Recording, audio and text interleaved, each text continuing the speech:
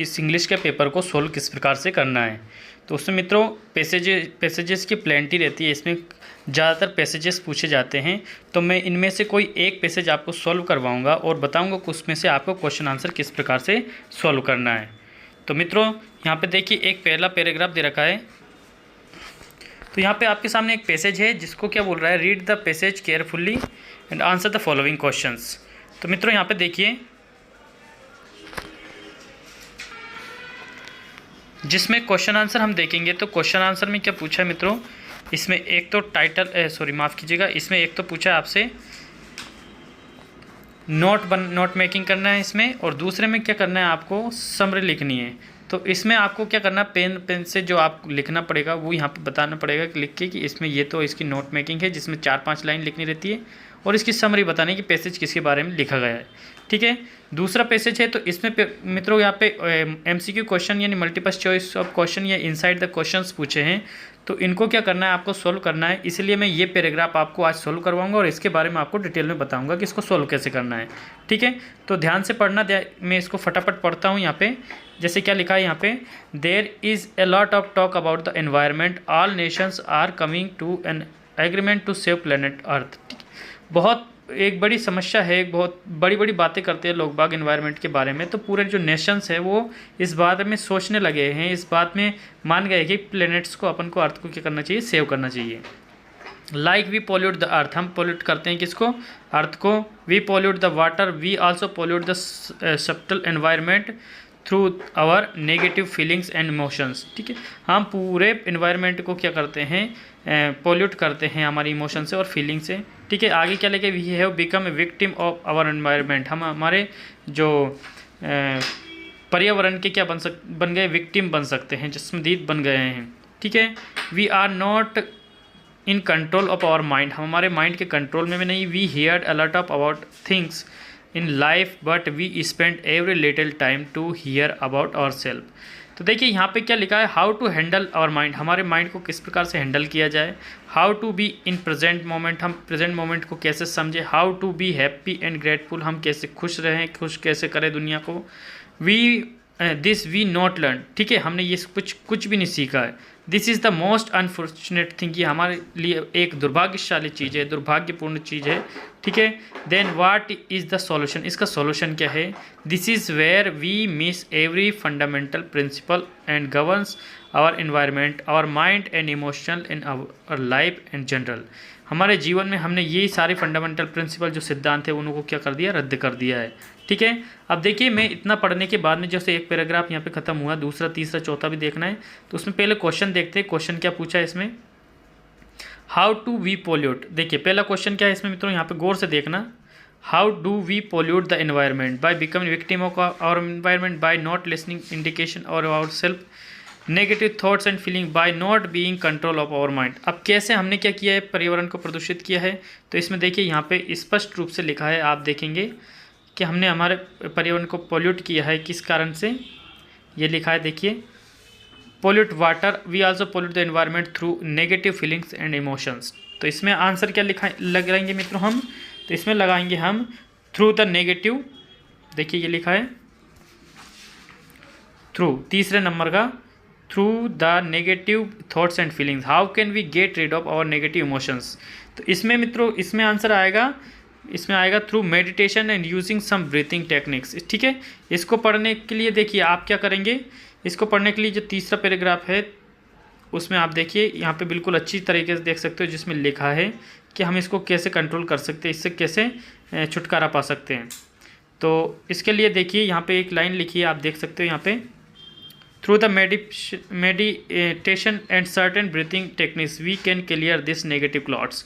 हम इनको क्या कर सकते हैं, इनसे छुटकारा पा सकते हैं। देखिए we can easily get over the negative emotion in short period of time through the meditation and breathing techniques. तो इसमें कौन सा लगा देंगे हम, दूसरा वाला। अब इसके बाद में नेक्स्ट क्वेश्चन है, in paragraph second positively has the compare to. Positively का क्या मतलब है, तो पॉजिटिवली सेकंड पैराग्राफ में पूछा है। देखिए तो पॉजिटिवली का मतलब है जो एक चार्ज होता है, पॉजिटिवली चार्ज वो किस में होता है, तो हम बता सकते हैं कि एटम होता है, एटम के बीच में एक तो न्यूट्रॉन और प्रोटॉन होता है, उस पर पॉजिटिव चार्ज होता है, इलेक्ट्रॉन पे नेगेटिव चार्ज होता है। तो इसमें हम आंसर कौन सा देंगे, इसको आप बहुत अच्छी तरह से जानते होंगे। तो इसमें आंसर देंगे प्रोटॉन्स एंड न्यूट्रॉन्स, ठीक है, फर्स्ट वाला। नेक्स्ट देखिए, we can feel the presence of divine at the core of our existence. इसके लिए कौन सा आंसर देंगे मित्रों? इसके लिए आंसर देने के लिए आपको क्या करना है, आपने पैराग्राफ पे जाना है। पैराग्राफ में कहाँ पे जाएंगे? इसके लिए आप पैराग्राफ में जाएंगे मित्रों,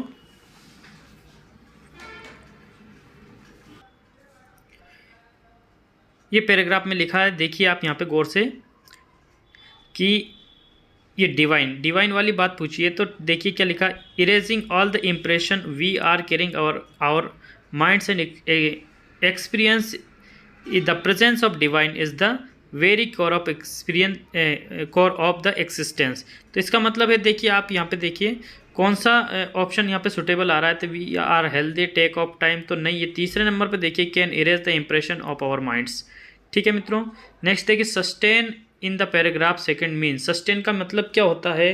तो सस्टेन्स का मतलब होता है मित्रों कीप अलाइव, ठीक है। यहाँ पे जो सस्टेन लिखा है इसका मीनिंग क्या होता है? Keep alive. Erase in paragraph means, erase का मतलब क्या होता है? तो आप देखो साफ करना होता है, साफ करने को देखिए वीप ऑफ बोलते हैं। इसमें आपको पैराग्राफ पढ़ने की आवश्यकता नहीं है। अब नेक्स्ट देखिए 2.1 में कि क्वेश्चन आंसर यहाँ पे दिए हैं, उसको किस प्रकार से सॉल्व करें हम।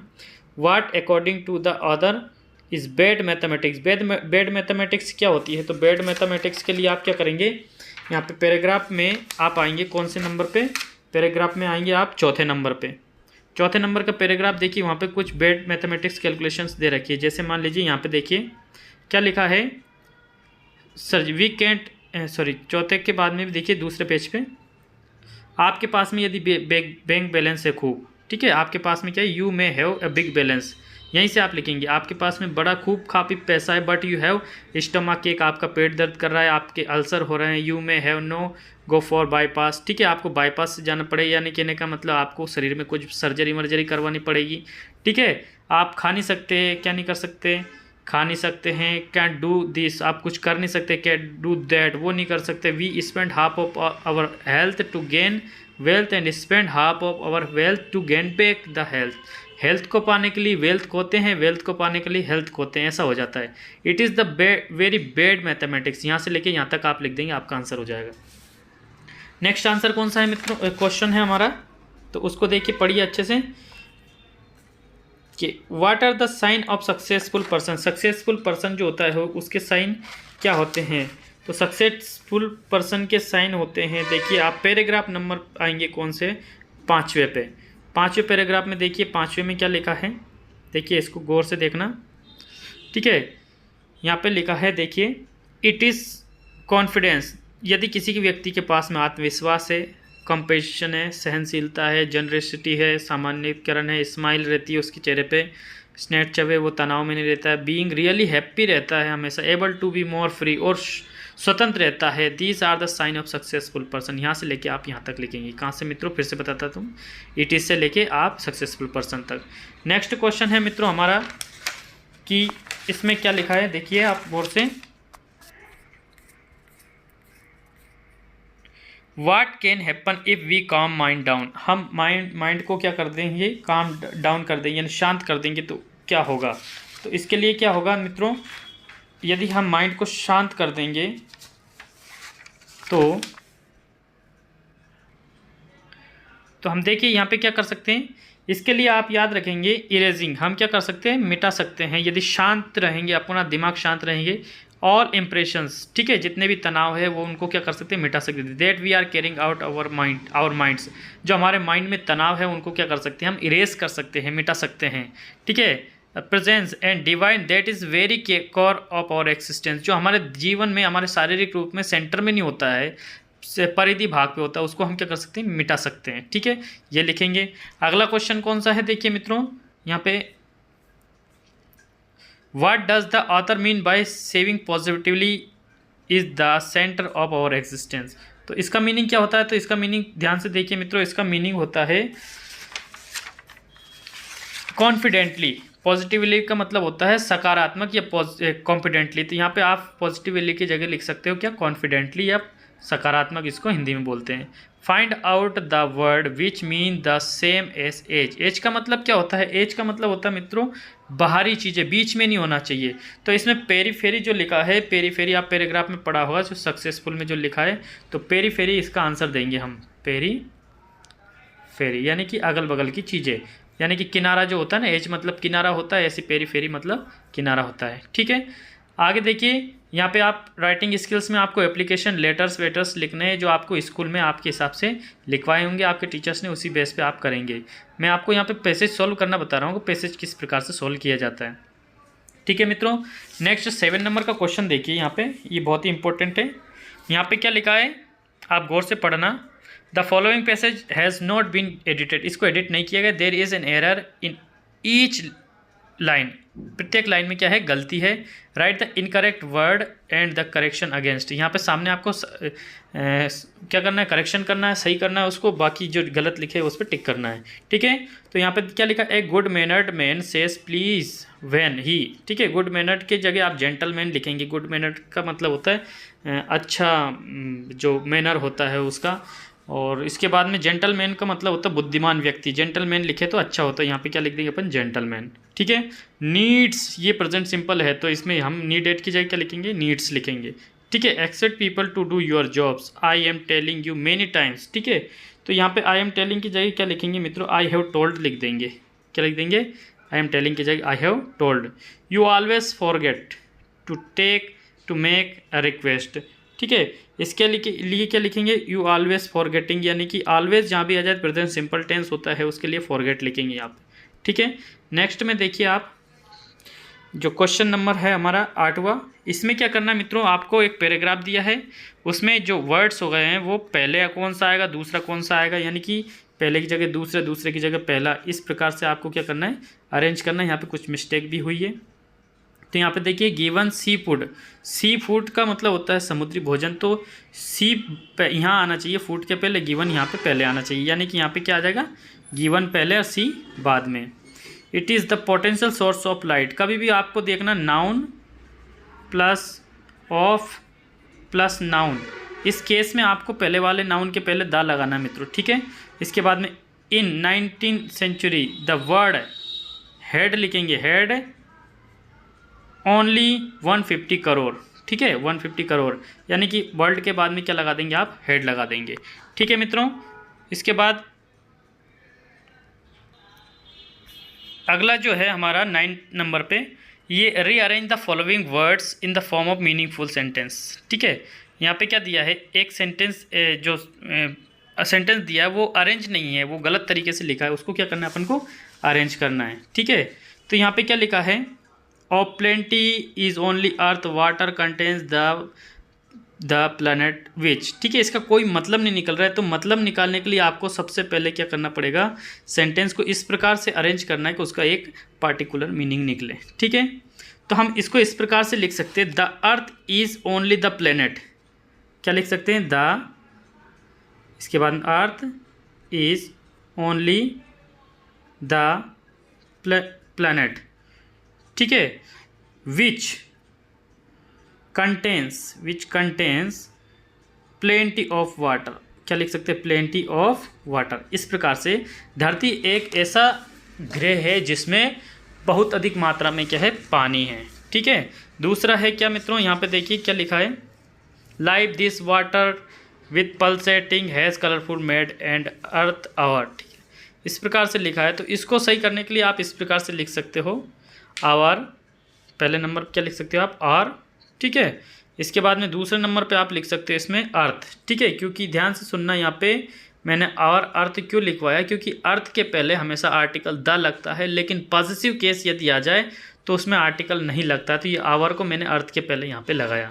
ठीक है, तो दूसरे नंबर पर कोई अर्थ है तो क्या हो जाएगा? Our earth with pulsating and colourful. क्या लिख सकते हैं अपन? With pulsating and colourful water. इसके बाद में हेज़ लगा देंगे। हेज़ लगाने के बाद में थर्ड फॉर्म वाली चीज़ कोई देखिए, थर्ड फॉर्म ये मेड लिखिए, हैज़ मेड दिस लाइफ। ठीक है, इस प्रकार से ये सेंटेंस जम गया है। ठीक है, आगे हम एक्सट्रैक्ट को नेक्स्ट वीडियो में देखेंगे मित्रों, और आपको बताऊंगा कि इस एक्सट्रैक्ट को किस प्रकार से सॉल्व करना है। ठीक है मित्रों, नेक्स्ट क्वेश्चन देखिए यहाँ पे 10 नंबर पे, read the extract given below and answer the questions that follow. तो इसमें एक एक्सट्रैक्ट दिया है जो बुक से ही लिया गया है, उसको क्या करना है, आपको ठीक से पढ़ना है और उसके ये नीचे क्वेश्चन दिए गए उसके आंसर निकालना है।